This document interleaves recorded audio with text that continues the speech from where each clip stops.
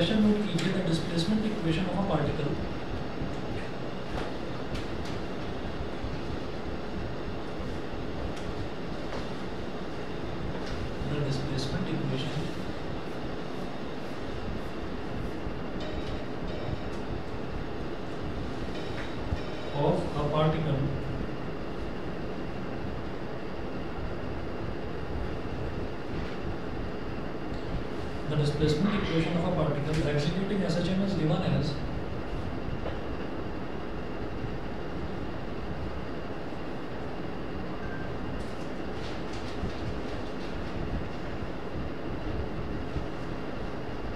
executing SHM is given as y is equal to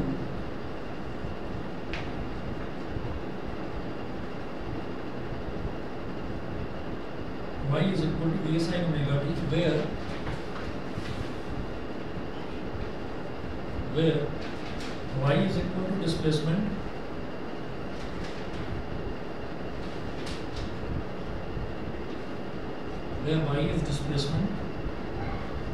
omega is ये होती है angular frequency,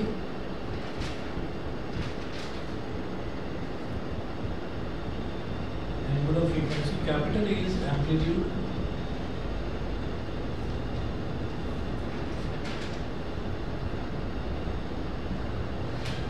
and small t is time.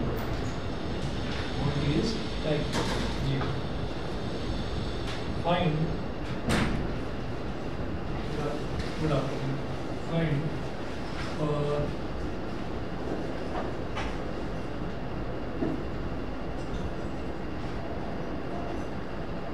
first part है velocity,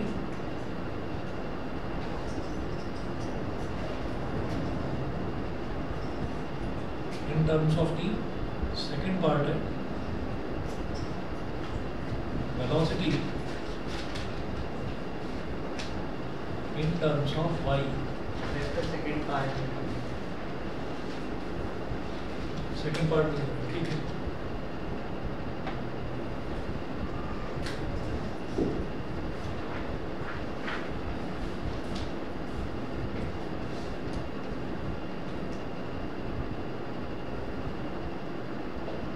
velocity मुझे y के terms में निकालनी है.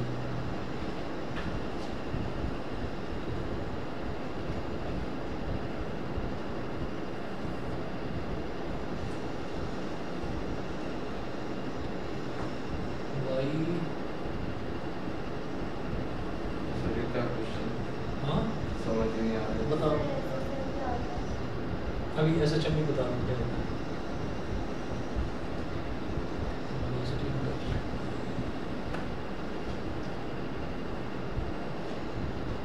हाँ जी बोलिए. नहीं वेक्टर्स का तो क्वेश्चन नहीं है ना. नहीं वेक्टर्स का नहीं, वेक्टर्स का देखिएगा क्या करना है इसमें.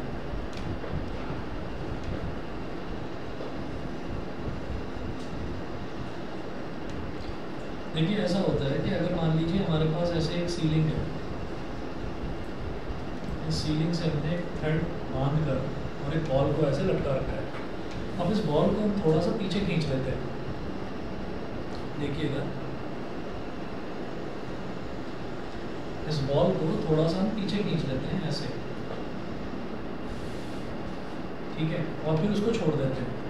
जब उसको छोड़ देते हैं तो ये बॉल ऐसे आएगी, यहाँ पर इस पोजीशन तक पहुँच जाएगी.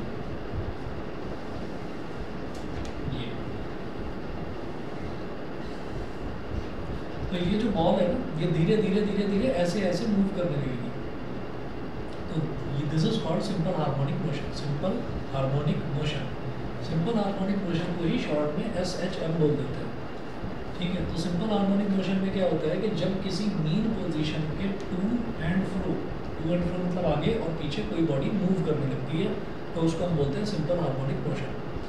तो अब आप ये देखिएगा कि यहाँ पर हम ये कहेंगे कि मीन पोजीशन से बॉडी कितना आगे गई, दैट इज कॉल्ड y. कितना आगे गई मीन पोजीशन से, मैक्सिमम जितना वो आगे जा पाएगी उसको हम बोलेंगे उसका maximum displacement, that is called amplitude. और amplitude A is maximum displacement. Maximum displacement. ये हो गया y डिस्प्लेसमेंट है उसका। ओमेगा होती है एंगुलर फ्रीक्वेंसी। एंगुलर फ्रीक्वेंसी का मतलब क्या है कि कोई भी बॉडी कितनी तेजी से रोटेट कर रही है। आप कहेंगे रोटेट तो ये कर नहीं रही है, तो मैं ये कहूँगा भाई रोटेट करने का मतलब हमेशा ये नहीं होता कि बॉडी पूरा का पूरा सर्कुलर पाथ ट्रैवल करे। अगर बॉडी इस पोजीशन से और इस पोजीशन तक भी जाती है तो यानी कि बॉडी एक एंगल मूव कर रही है। तो बॉडी जब एंगल एक मूव कर रही है यानी कि कर्व्ड पाथ जब वो फॉलो कर रही है तो आप ये कहेंगे कि उसके अंदर एक रोटेशनल मोशन है और वो बॉडी जो है उसके अंदर एक एंगुलर फ्रीक्वेंसी होगी। फ्रीक्वेंसी का मतलब ये है कि किस फ्रीक्वेंसी के साथ वो आगे पीछे मूव कर रही है। तो ये सारी टर्म्स हैं जिसमें कि एंगुलर फ्रीक्वेंसी, एम्पलीट्यूड, ये दोनों चीज़ें जो है ना कांस्टेंट रहने वाली हैं।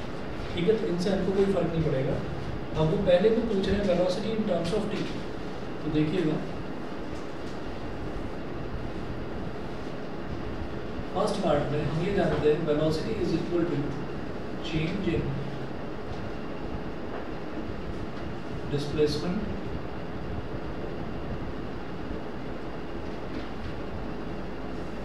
Upon time taken. Change in displacement upon time taken. यहाँ पर डिस्प्लेसमेंट x ना होकर यहाँ पर डिस्प्लेसमेंट y है। सिंपल हार्मोनिक मोशन में y होता है डिस्प्लेसमेंट, दे भी रखा है। अब चेंज इन डिस्प्लेसमेंट क्या हो जाएगा बेटा dy और small amount of time taken ये हो गया dt। तो v is equal to dy dt of y। तो v is equal to d by dt of, अब जो y है dy by dt of y, तो अब आप क्या करेंगे कि y की वैल्यू डाल देंगे यहाँ पर a sin omega t। Sir y को डिफरेंशिएट करने के बाद cos 2t स्क्वायर आना चाहिए ना? cos 2t स्क्वायर सर क्योंकि साइन डिफरेंशिएट करेंगे cos आएगा, बाकी के एम्पलीट्यूड और ओमेगा तो वो रहेगा हमारे। रुको हम अब ये v हो गया, v is equal to D by D T. ये तो कांस्टेंट है तो a will remain as it is. Sine का डिफरेंशियल क्या हो जाएगा cos, तो ये हो गया cos ओमेगा t। लेकिन हम किसके रिस्पेक्ट में कर रहे हैं, तो टाइम के रिस्पेक्ट में कर रहे हैं, t के रिस्पेक्ट में कर रहे हैं। तो जब हम t के रिस्पेक्ट में इसको करेंगे डिफरेंशिएट, तो t के रिस्पेक्ट में अब करेंगे D by D T of omega T. मेरी बात शायद समझ में आ गई होगी आपको कि D by D T of A sine omega T करा, तो यहाँ पर ए तो कांस्टेंट है तो ए तो आ गया पहले, ठीक है। फिर साइन का डिफरेंशिएट क्या हो गया cos ओमेगा टी, ठीक है। फिर ओमेगा टी को एज पर चेन रूल, फिर ओमेगा टी को भी तो डिफरेंशिएट करेंगे, तो D by D T of omega t. समझ गए, ठीक। अब क्या रहते हैं कि v is equal to a cos omega t, v is equal to a cos omega t और d by D T of omega t. तो omega will be, omega is constant तो ये एज इट इज रहेगा और time का t का differential क्या हो गया 1 हो गया। तो ये हो गया v is equal to omega a cos omega t, omega a cos omega t। बताइए क्लियर है, ठीक है। तो ये तो हमारा हो गया, उन्होंने बोला था कि velocity in terms of time t।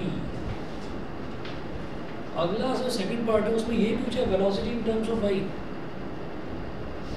Velocity in terms of y ही पूछा है। चलिए ठीक है, सेकंड पार्ट में देखते हैं।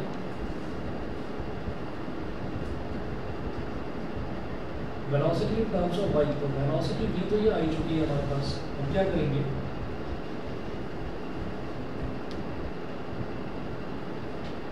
इसको ऐसा लिख देंगे ओमेगा और under root a square cos square omega t. ये बताओ लिखा जा सकता है क्या ऐसे, ऐसे लिख सकते हैं? अच्छा, फिर v is equal to omega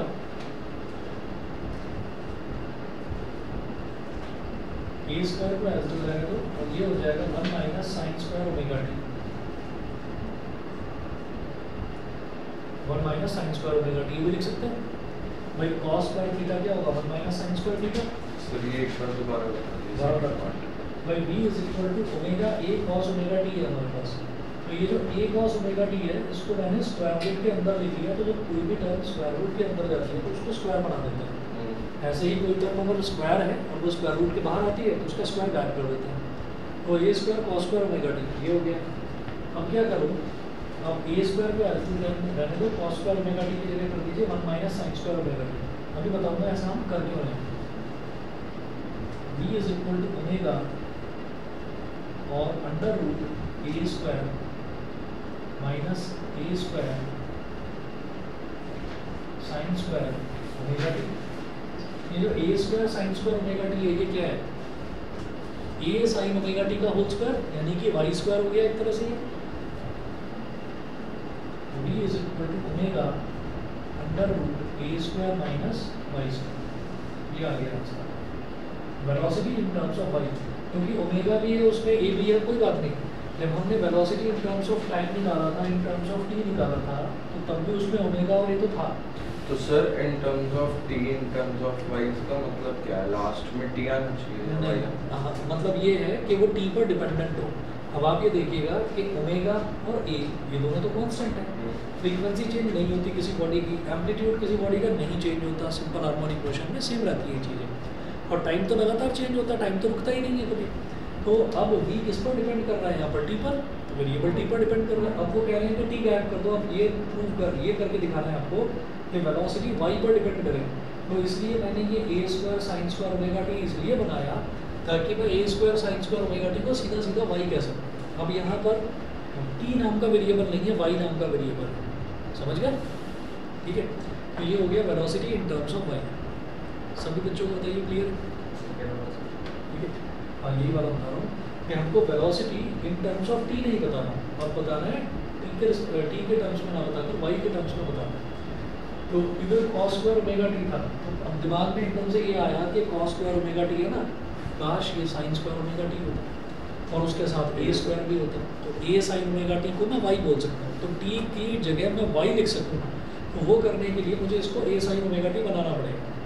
तो हमने क्या करा, ओमेगा को एज इट इज रहने दिया और इसको लिख दिया under root a square cos square omega t। अब a square as it is cos square omega t क्या होता है, 1 minus sine square omega t। ठीक, अब इसको एक्सपांड करा, a square into 1 is a square और this into this is a square sine square omega t। a square sine square omega t क्या है, y का स्क्वायर, क्योंकि y के तरफ दे रखा था a sine omega t, y दे रखा था a साइन ओमेगा t, उसकी जगह y स्क्वायर। तो सर इसमें यहाँ पे cos ओमेगा t एक टर्म है पूरी? हाँ, cos ओमेगा t एक टर्म।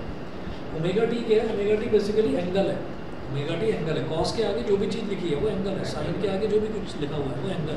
तो सर उसमें चाहे कितने वेरिएबल हो या कितने कांस्टेंट हो, अगर मल्टीप्लिकेशन में है तो वो सब एंगल है, तो वो सारे के सारे एंगल है। cos के आगे, साइन के आगे, tan के आगे जो भी कुछ लिखा हुआ है वो एंगल ही है। ठीक है, सभी को क्लियर? हाँ जी, चले आगे। चलिए इसके बाद अगला देखते हैं।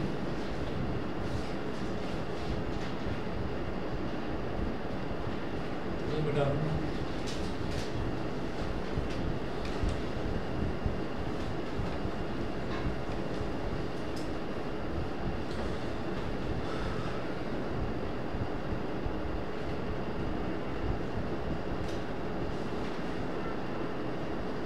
a particle start from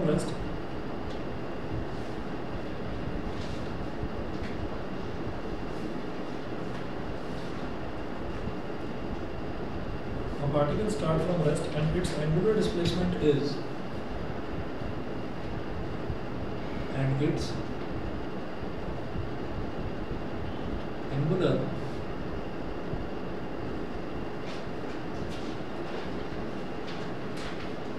displacement is theta is equal to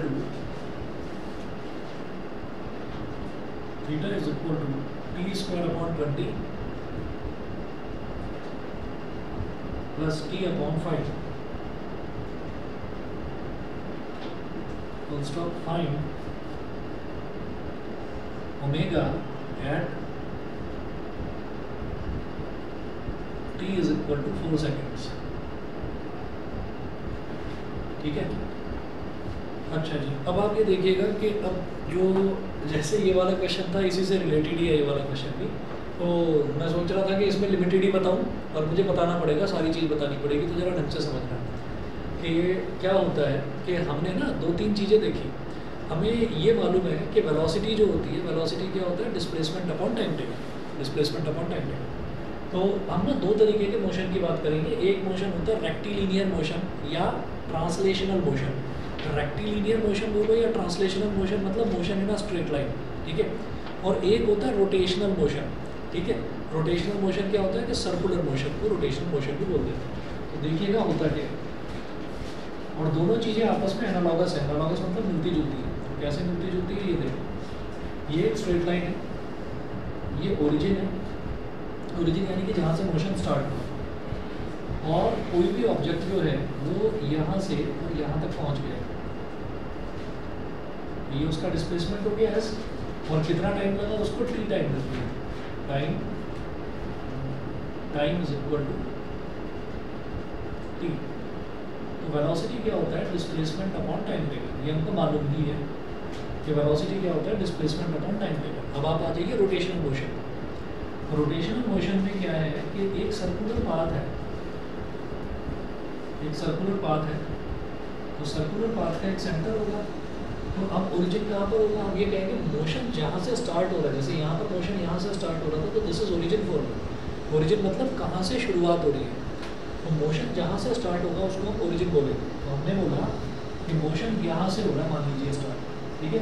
तो ये मेरे लिए ओरिजिन हो गया, इसको आप सर्कुलर पाथ के सेंटर से ज्वाइन कर दो, सर्कुलर पाथ के सेंटर से इसको ज्वाइन कर दीजिए, ठीक है। इस सेंटर को या इस पॉइंट को आप पी बोल दीजिए, जहाँ से मोशन स्टार्ट हो रहा है, और सेंटर को बोल दो ओ।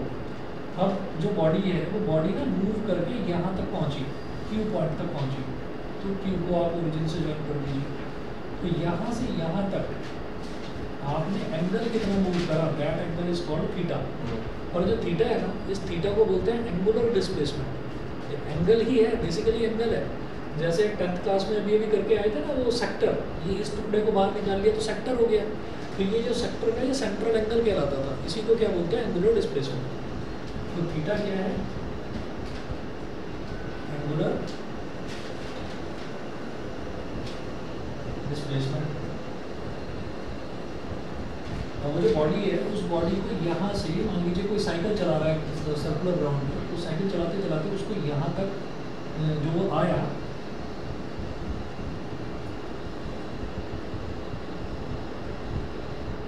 यहाँ तक जो आया उसको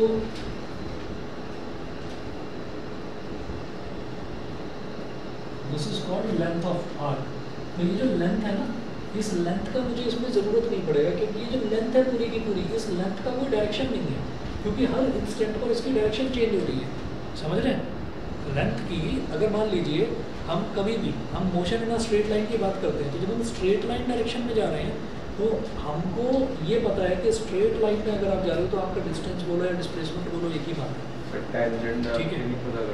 हर एक पर टेंजेंट डालोगे तो आपको हर इंस्टेंट पर अलग डायरेक्शन मिलेगी। तो इसलिए हम ये कहेंगे कि ये जो लेंथ है, ये मैं इस वजह से बता रहा हूँ कि ये जो लेंथ है, ये लेंथ कहलाएगी डिस्टेंस, कि उसने डिस्टेंस कितना मूव करा।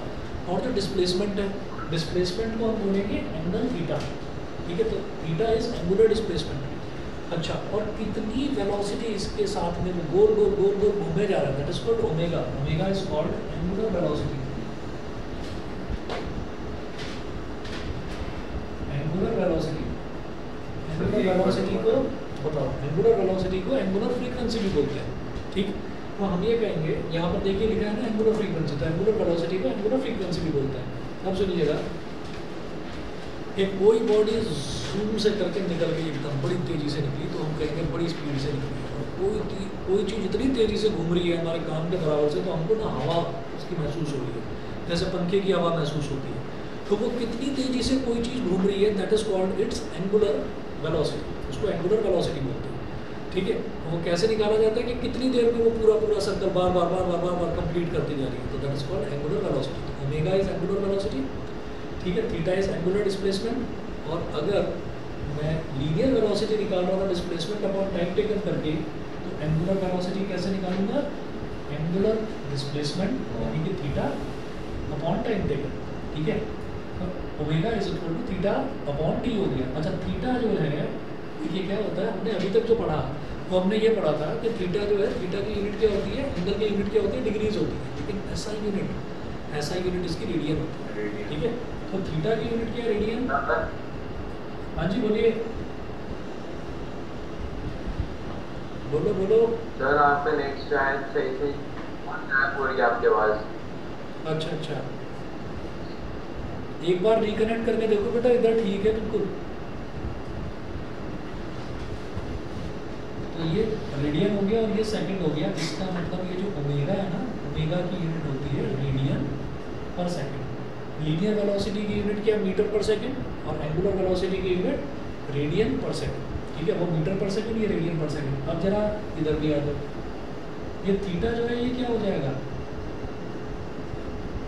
थीटा क्या हो जाएगा? ओमेगा टी, ठीक है। इसीलिए कॉस के आगे एक्चुअली थीटा ही लिखा हुआ है। ओमेगा टी का मतलब थीटा ही लिखा हुआ है, यानी कि ये वो है एंगुलर, ये एंगुलर डिस्प्लेसमेंट, ठीक है। तो अब आप इस क्वेश्चन पर आ जाइए। ये क्या बोल रहे हैं? A particle start from rest and its angular displacement is this. Angular displacement theta दे रखा है, ठीक। तो अब आप ये देखिएगा कि अगर omega is equal to theta by T है, तो भाई छोटा सा डिस्प्लेसमेंट और छोटा सा टाइम टेकन, तो D theta by D T हो जाएगा। ओमेगा कैसे निकालेंगे?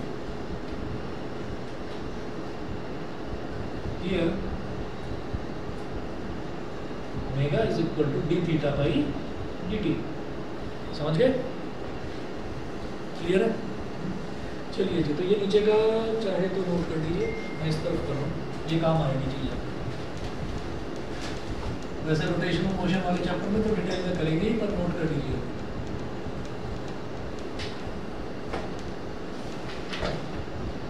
अब देखिएगा ओमेगा इज इक्वल टू, यहाँ से मैं सीधा इस तरफ आ रहा हूँ। Omega is equal to D theta by D T, यानी कि omega is equal to D by D T of theta. Theta क्या दे रखा है? नोट कीजिए, T square upon 20 plus T upon 5। Omega is equal to, D by D T separate हो जाएगा अलग अलग, तो D by D T of, sir इनका एलसीएम लेंगे? कुछ नहीं लेना, अलग अलग करना है। भाई प्लस हो रहा है ना, तो अलग अलग करेंगे। एलसीएम लेकर फालतू में लंबा पड़ेगा। तो अब क्या हो गया? 1/20 तो कांस्टेंट है, इसमें टी स्क्वायर मल्टीप्लाई हो रहा है, तो टी स्क्वायर को डिफरेंशिएट करना है टी के रिस्पेक्ट में। ऐसे ही d by D T of what? 1/5 into t, ठीक है। देखिए 1/20 तो रहेगा एज इट इज, और टी स्क्वायर का डिफरेंशियल क्या हो जाएगा? 2t, ठीक। सिमिलरली ये 1/5 तो रहेगा एज इट इज, और टी का डिफरेंशियल टी के रिस्पेक्ट में 1, ठीक। अब 2 1 2 2 10 20, तो ओमेगा की वैल्यू क्या आ गई? t/10 plus 1/5। क्लियर है? नहीं समझिए, ओमेगा की वैल्यू ये आ गई। अब आ रहा है t इज इक्वल टू, बोल रहे ओमेगा की वैल्यू निकालनी है, t is equal to 4 second पर, तो इसमें t की वैल्यू 4 डाल दीजिए बस। तो ओमेगा अब जब भी कहते हैं ना कि at t is equal to 4, तो आपको क्या करना है? एक स्ट्रेट लाइन ड्रॉ करनी है और यहाँ नीचे लिख देना है t is equal to 4 second. इसका मतलब है omega at t is equal to 4 second. इसका मतलब क्या? t की जगह 4 डाल दिया, 4/10 प्लस 1/5। तो बेटा 4/10 तो हो गया 0.4, 1/5 क्या होता है? 0.2, तो क्या आ गया? 0.6 रेडियन पर सेकेंड। समझ गए? आसान था। वही तो मैंने कहा बार ही ओमेगा और थीटा वगैरह आ रहा है, मैं बता देता हूँ आपको, ठीक है। बताइए क्लियर है यहाँ तक? 0.6 रेडियन पर सेकेंड ये हो गया। ऑनलाइन वाले बच्चे बता दें, शुभ आवाज़ आ रही है अभी? हाँ जी सर। ठीक है। दिव्यांका, सिमरन, सोमेन, विनायक, बताइए क्लियर है? Yes sir. ठीक है, चलिए अगला देखते हैं फिर।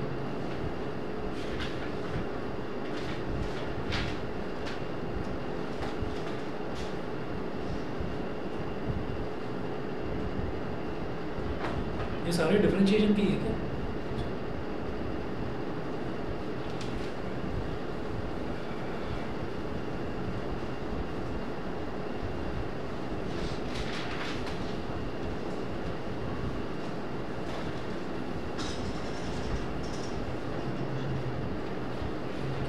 अक्षय तुम कहाँ पर जाते हो? फिटजी में? आरडीसी में? मैं वही बता रहा हूँ।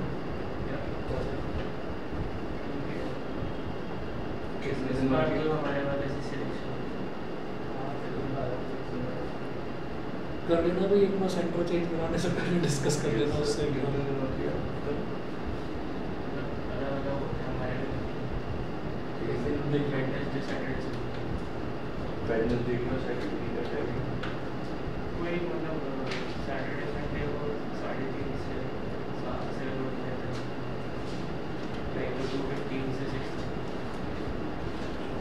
चलो जी, अब जरा देखिएगा, जैसे ये है D by D X of under root 4x square minus 7। तो एक चीज़ मैंने बताई थी आपको कि अगर अंडर रूट एक्स दे रखा है तो उसका डिफरेंशियल सीधा याद रखिए 1/2 रूट एक्स। रूट एक्स का डिफरेंशियल सीधा याद रखिए 1/2 रूट एक्स होता है, ठीक है। नहीं तो x की पावर 1/2 करके करोगे तो भी वही आएगी सेम चीज़, ठीक। तो अब यहाँ पर हमने कहा था चेन रूल में क्या है कि चेन रूल में हमको अलग अलग फंक्शंस आइडेंटिफाई करने होते हैं। तो एक तो मुझे ये पूरा एक्सपोनेंशियल फंक्शन पावर वाला फंक्शन दे रखा है, एक तो ये दे रखा है, और उसके अंदर 4x स्क्वायर माइनस 7 यानी कि एल्जेब्रिक फंक्शन दे रखा है। तो अब क्या करेंगे, रूट x का डिफरेंशियल क्या हो जाता है 1/2 रूट x, यानी कि 1/2 रूट 4x स्क्वायर माइनस 7। सबसे पहले तो मैंने रूट को कर दिया डिफरेंशियल, फिर D by D X of 4x square minus 7, ये हो गया। बताइए क्लियर है कि नहीं? दोबारा से बताते हैं। भाई देखिए क्या होता है कि जब भी कभी रूट एक्स मिले ना आपको, तो रूट एक्स का मतलब होता है x की पावर 1/2, और अगर इसको डिफरेंशिएट करने के लिए कोई बोले D by D X of x की पावर 1/2, तो ये हो जाता है 1/2 x की पावर 1/2 माइनस 1, मतलब 1/2 x की पावर माइनस 1/2, x की पावर माइनस 1/2 नीचे आकर x की पावर प्लस 1/2 बन जाता है। x की पावर प्लस 1/2 मतलब रूट x। तो सीधा याद रखना है कि D by D X of root X जो है वो 1/2 रूट एक्स होता है। तो अब मेरे पास क्या है D by D X of root anything है ना। तो सबसे पहले मैं रूट को डिफरेंशिएट कर रहा हूँ, तो रूट ऑफ एनीथिंग क्या होगा 1/2 रूट एनीथिंग, ठीक है। 1/2 रूट के अंदर कुछ भी, ठीक है।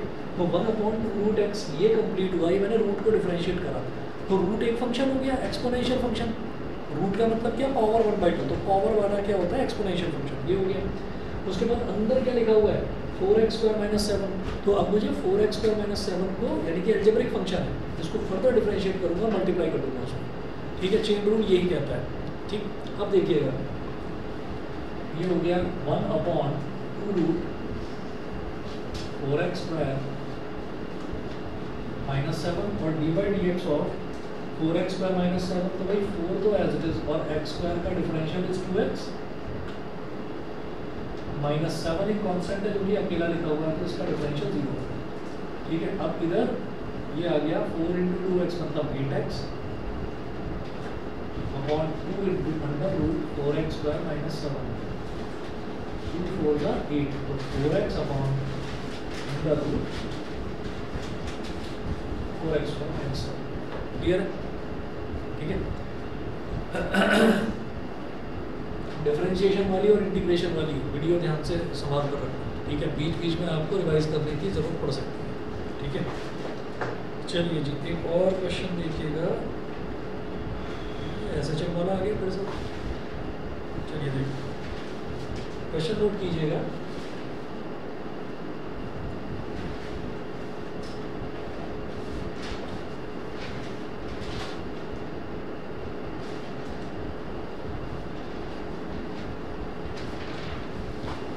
क्वेश्चन है for a particle executing simple harmonic motion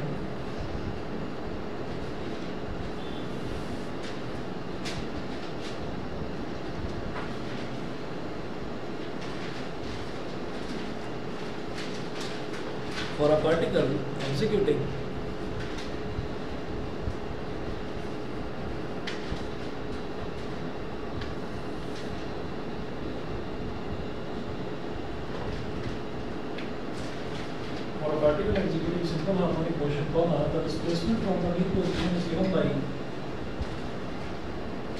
the displacement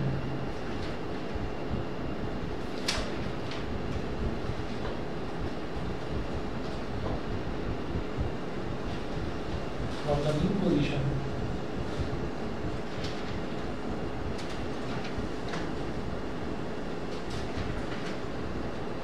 the displacement from the mean position is given by y is equal to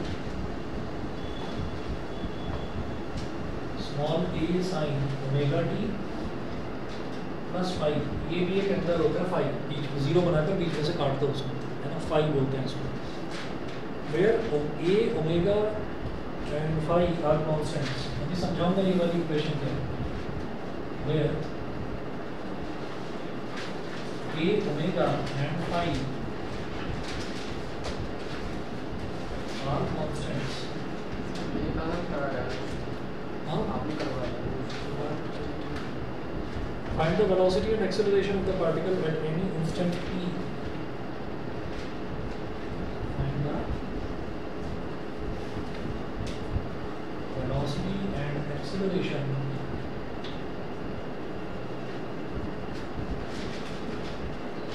the velocity and acceleration of the particle at any instant t.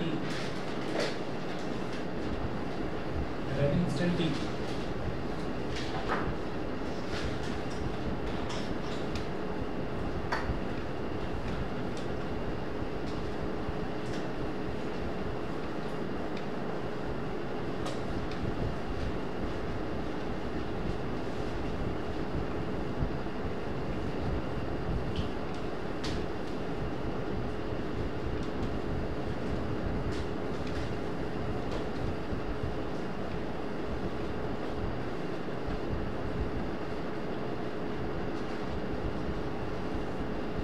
The particle at any instant t. हाँ जी, हम दोबारा से देखिए, यहाँ पर एक नई term आ रही है, ये ए साइन ओमेगा टी, तो चलिए ठीक है, हमने पहले करा था। अभी ये फाई कहाँ से आ गई है, फाई परेशान कर रही है। चलिए देखते हैं।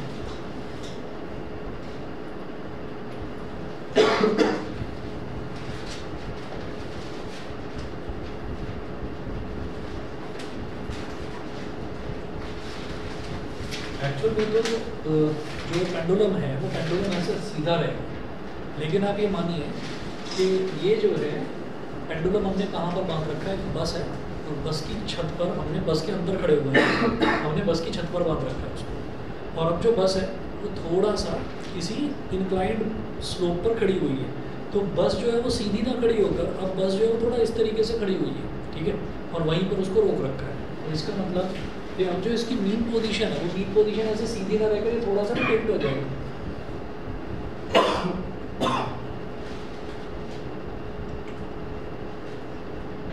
ये थोड़ा सा टिल्ट हो जाएगा। This tilting gives its an angular displacement of phi. इसका मतलब क्या है कि थोड़ा सा टेढ़ा ही बना रहेगा जब तक बस को आप सीधा खड़ा नहीं करते। आप सोचिए ना कि आपने छत पर किसी चीज़ को बांध रखा है और आपने छत को थोड़ा सा टेढ़ा कर दिया, तो जब आपने छत को थोड़ा सा टेढ़ा कर दिया तो इसका मतलब क्या है कि उसका जो एंगल है, उसका एंगल वो मतलब हर टाइम एक पर्टिकुलर एंगल में ही रहेगा। उस एंगल को हम बोलते हैं इनिशियल फेज या फिर ईपॉक। इनिशियल फेज बोलते हैं या फिर ईपॉक बोलते हैं। ये जो फाई है, this phi is called initial phase, initial phase, और EPOCH ईपॉक ये बोलते हैं। अब आपने क्या करा कि अब आपके हिसाब से तो ये ऐसे ही मीन पोजीशन है इसकी, तो अब आप क्या करेंगे, अब आप इसको डिस्प्लेस करोगे थोड़ा सा और फिर छोड़ोगे, तो अब ये हो गई इसकी मीन पोजीशन। तो ये यहाँ से आगे पीछे रोटेट करेगी। तो जो नॉर्मल इक्वेशन होती है सिंपल हार्मोनिक मोशन की, जो नॉर्मल इक्वेशन होती है ए साइन ओमेगा टी, बस इतना। अब क्या है, ऑलरेडी उसमें एक एंगल इनिशियली उसमें इंक्लूडेड है, तो अब जो ये ओमेगा टी है बेसिकली ये थीटा ही तो है, इस थीटा में एक एंगल और जुड़ गया फाई। सर एक बार वो आप दोबारा से समझिए। हमने ये कहा कि एक सीलिंग है, वो सीलिंग ऐसे है, अब आपने उस सीलिंग को टेढ़ा कर दिया, ये ऐसे हो गया। ये जो सीलिंग है, इस सीलिंग को हमने थोड़ा सा टेढ़ा कर दिया। जब हम इस सीलिंग को टेढ़ा करेंगे तो ये वायर भी तो थोड़ा सा टेढ़ा हो जाएगा। तो जब वायर टेढ़ा हो जाएगा तो फिर उसका मीन पोजीशन, जो ओरिजिनली जो मीन पोजीशन थी, उससे थोड़ा सा एंगल उसका हो जाएगा, एंगल बन जाएगा बीच में। तो that angle is called initial phase, उसको फाई बोल देते हैं। फेज का मतलब भी एंगल ही होता है, इनिशियल फेज बोल दिया उसको। तो अब आप ये देखिएगा कि अब जो हमारी इक्वेशन है, जो स्टैंडर्ड इक्वेशन होती है इसकी सिंपल हार्मोनिक मोशन की, तो वो ए साइन ओमेगा टी ना रहेगा, उसमें बस एक एंगल और जुड़ जाएगा phi. Omega T plus phi हो गया। ओमेगा टी भी एंगल ही है, बताया था ना, omega t is equal to theta होता है एंगुलर डिस्प्लेसमेंट। तो a sine omega T plus phi हो गया, ठीक। और फाई से कोई फर्क नहीं पड़ रहा है, फाई एक फिक्स्ड एंगल है, कांस्टेंट है, वो वेरिएबल नहीं है, दे रखा है ए ओमेगा फाई आर कांस्टेंट्स। याद करिए इससे पहले वाले क्वेश्चन में सिर्फ ये मेंशन था कि A and omega are constants, वहाँ पर फाई नाम की कोई चीज़ नहीं थी, ठीक है। तो अब मेरे को पता चल गया कि ए ओमेगा और फाई कांस्टेंट्स है, तो वेरिएबल तो एक ही बचा ना टी, ठीक है। क्या करना है, find the velocity and acceleration of the particle at any instant T. Velocity निकालना और एक्सेलरेशन निकालना। v is equal to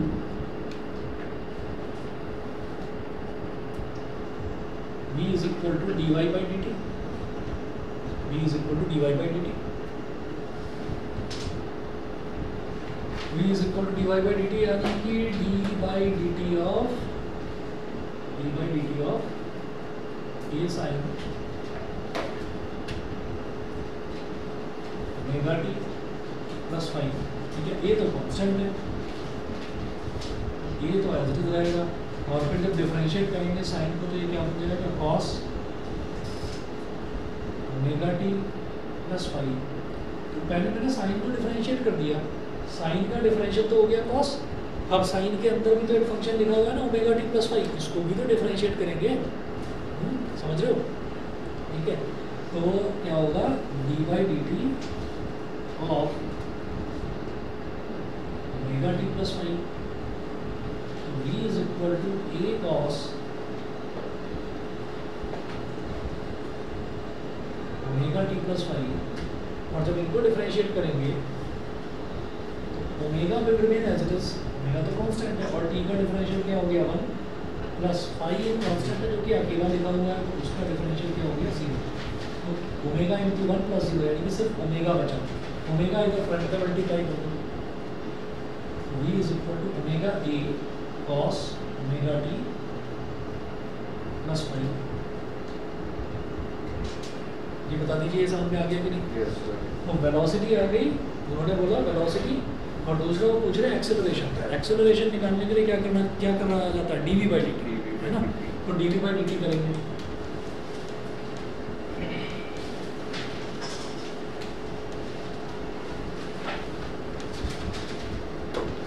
therefore acceleration is equal to dv by dt। इसका मतलब d by dt of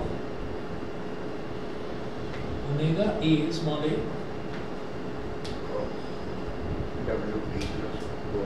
omega t plus five. मैं वो बना नहीं पा रहा, असल में होता क्या है कि इसमें और w में एक अंतर होता है। जनरली छोटा w आप ऐसे बना देते हैं, है ना, कुछ बच्चे छोटा w ऐसे भी बनाते हैं, पॉइंटेड बनाते हैं। ओमेगा में ऐसे होता है, ऐसे करके ना थोड़ा ऐसे घुमा देते हैं इसको, ये वाला थोड़ा ज़्यादा घूम जाता है, ठीक है। जैसे वो एट द रेट होता है ना कि a लिख कर और उसको ऐसे घुमा दिया, ऐसे ही इसमें क्या है w बनाकर थोड़ा ऐसे कर देते हैं इसको, ये होता है। देखिएगा D by D T omega A cos omega T plus five. अब ओमेगा और ए तो कॉन्स्टेंट्स हैं, ओमेगा और ए तो एज इट इज हो गया, और यहाँ मैं लिखूंगा D by D T of cos omega T plus five. एक स्टेप बढ़ा दिया बस, नहीं तो कॉस को सीधा भी कर सकते थे, माइनस साइन लिख सकते थे। तो ये हो गया ओमेगा ए, हाँ जी, कॉस का डिफरेंशियल क्या होगा, minus sign omega T plus five minus sign omega T plus five, ये तो हो गया कॉस का डिफरेंशियल। फिर ओमेगा टी प्लस फाइव को डिफरेंशिएट करेंगे तो D by D T of omega T plus five. Omega T plus five का डिफरेंशियल पहले मैं देख चुका हूँ, वो ओमेगा ही आता है ना, तो ये ओमेगा आ गया इस, तो ये क्या हो जाएगा, माइनस साइन तो था ही, minus omega a sine omega T plus phi into omega, बस ओमेगा बचा। इस ओमेगा को भी इधर ले आओ, तो minus omega square a sine omega T plus phi. देखिए वैसे तो आंसर ये आ गया एक्सेलरेशन का, वैसे तो ये आंसर आ गया, लेकिन और ज़्यादा कुछ इसमें करना चाहो तो a sine omega T plus phi, a sine omega T plus phi वो वाई के ही इक्वल है, जिसको आप माइनस ओमेगा स्क्वायर वाई के लिख सकते हैं, एक ही बात, ठीक है। चाहे ये लिख दीजिए चाहे लिख दीजिए, ठीक है। बताइए क्लियर है। ऑनलाइन वाले बच्चे बता दें भाई, सबको क्लियर है? हाँ जी सर। ठीक है, Yes, sir. ठीक है जी, ठीक है।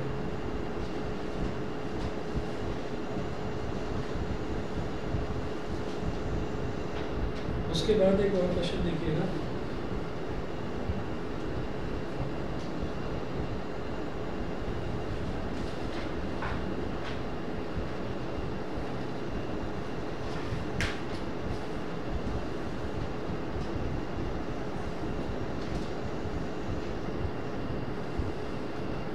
A particle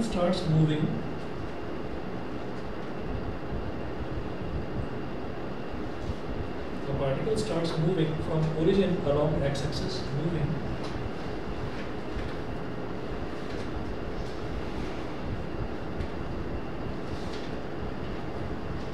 from origin along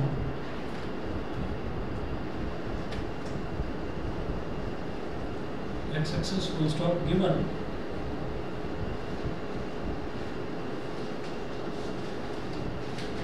v is equal to k under root x, k root x, where v is instantaneous velocity, comma, where v is instantaneous velocity, where v is instantaneous velocity, comma, k is constant,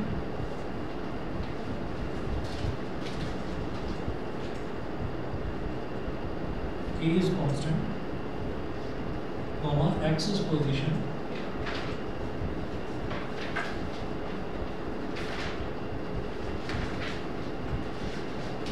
full stop, show that velocity is directly proportional to time.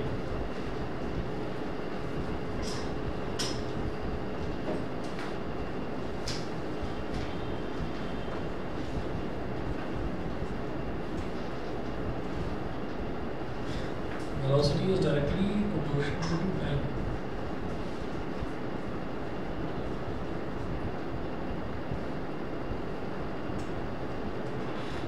Velocity directly proportional to time कैसे? Directly proportional to time.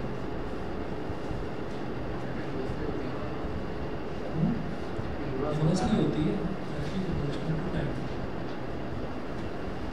देखते हैं, क्या पता कुछ अलग condition दे रखी है। Particle starts moving from origin along x-axis, ठीक है, given v is equal to k root x, where v is instantaneous velocity, k is constant and x is position.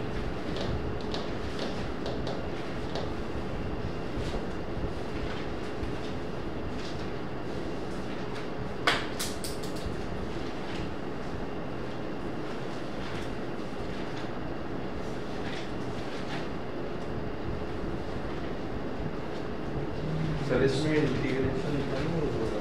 हाँ होगा तो इंटीग्रेशन ही देख रहा हूँ कैसे।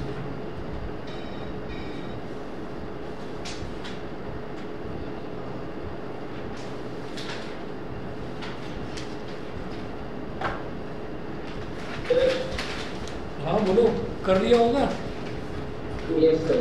हाँ मुझे लग रहा था। भेजो फटाफट सॉल्यूशन भेजो मेरे को तुम। सर dx by, अच्छा ठीक है सर।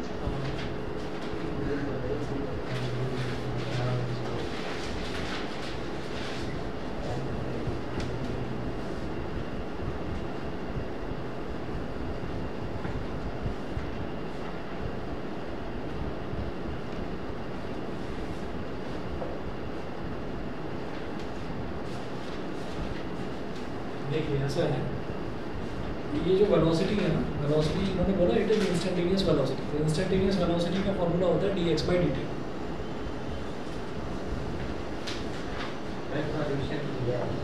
हाँ हाँ देखो, तो v हो गया dx by dt is equal to k into root X. अब क्या करें, dt को इधर ले आओ और रूट एक्स को इधर ले जाओ,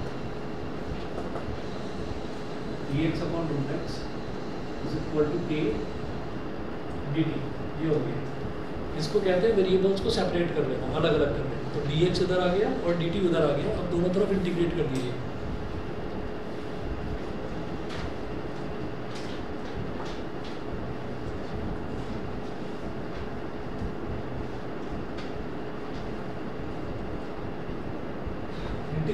बोथ साइड्स। तो रूट एक्स को हम क्या बोलेंगे, एक्स की पावर माइनस 1/2 dx, इधर भी इंटीग्रेशन करो, और k dt इधर भी इंटीग्रेशन करो। सर रूट एक्स को इधर क्यों भेजा? वो ताकि dx के साथ में x वाली टर्म्स आ जाए और dt के साथ में t वाली टर्म्स आ जाए। अब dt के साथ कोई t वाली टर्म तो है नहीं, ठीक है, तो ताकि इसको मैं इंटीग्रेट करके x की प्रॉपर वैल्यू निकाल लूँ और t की प्रॉपर वैल्यू निकाल लूँ, ये कर देंगे। अब देखिएगा, जैसे ही x की पावर माइनस 1/2 है, जब इंटीग्रेट करेंगे तो x की पावर n का इंटीग्रेट क्या होता है, x की पावर n+1 अपॉन n+1 कितना हो गया, इज इक्वल टू k तो कांस्टेंट है और t का डिफरेंशियल क्या हो जाएगा, t हो जाएगा, dt का डिफरेंशियल t हो जाएगा, ठीक है। अब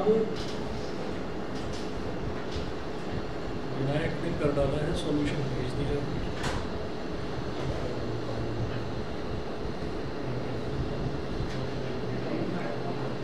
सही है,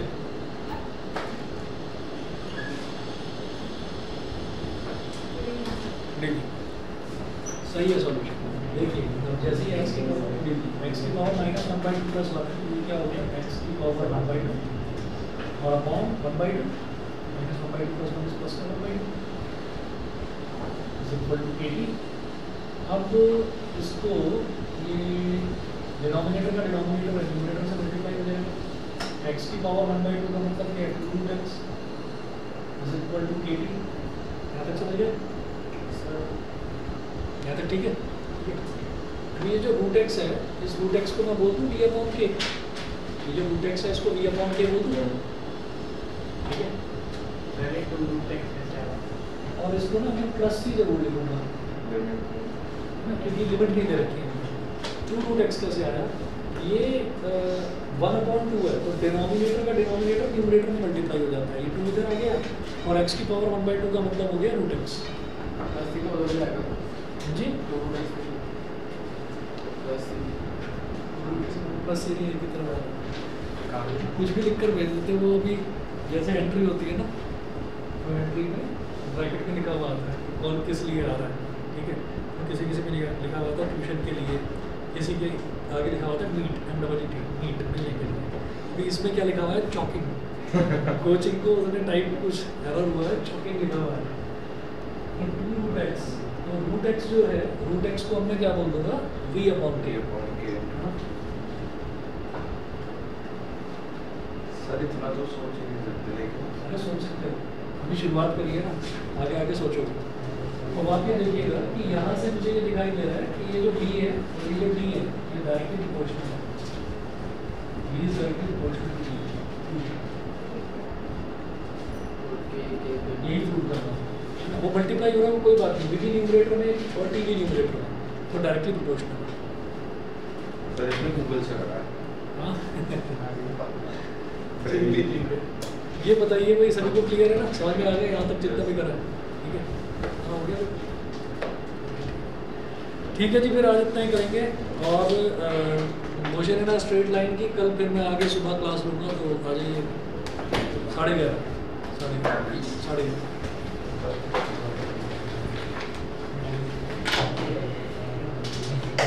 Thank you.